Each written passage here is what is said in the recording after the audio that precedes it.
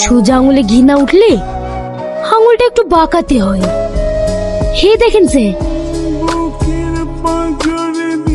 এই ছবি তুমি কোথায় পেলে?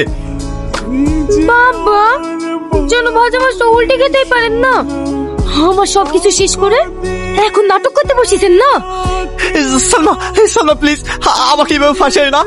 তোর 5 লাখ টাকা প্রয়োজন তো, আমি তোকে 5 লাখ টাকা দেবো। আরে আপনি অত ব্যস্ত আছেন কেন? আমি ঠিক সময় মতো ডিলিট করে দেবো। মাম্পি কি হচ্ছে এসব? আরে ছেলেটাকে এসো এসো পরিচয় করিয়ে দিই। এর নাম শাকিল, আমার ফেসবুক ফ্রেন্ড। চুপ করো। ফেসবুকের বন্ধু ফেসবুকে থাকাই ভালো। বাড়িতে নিয়ে এসো কেন? আমি কাকে বাড়িতে নিয়ে আসবো না নিয়ে আসবো সেই কৈফিয়ত তোমাকে দিতে হবে। সালমা আরে স্যার যে হঠাৎ কি মনে করে আমার বাড়িতে? আসেন আসেন। ওই বিষয়টা লিখে এসছি। স্যার ভালো আছেন? কি অবস্থা মা, তুমি এর বাড়িতে অফিসে যাওনি? না স্যার, আপনার জন্যই যাওয়া হয়নি। আপনারা সালমার ছবিগুলো দেখলাম, ওকে আমি নিষেধ করতে এসেছি খবর দিয়ে যেন ছবিগুলো নেটে না ছাড়ে। ভালো করেনি স্যার। সালমা তুমি ওই ছবিগুলো সিকিউরিটি কেউ দেখে দিয়েছো?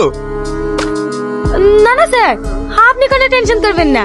ও আমার খুব ভালো বন্ধু, কাউকে বলবেন না। ভাই ভাই আমি তোমার পা ধরছি, তুমি এই কথা কাউকে বলো না, নাহলে আমার মরা ছাড়া কোনো উপায় থাকবে না। না না স্যার, আপনি কোনো চিন্তা করবেন না, আমি এই কথা কাউকে বলবো না। তুমি যা চাইছো আমি তাই দিয়েছি, আর কিছু লাগলে বলো, আমি সেটা দিতে রাজি আছি।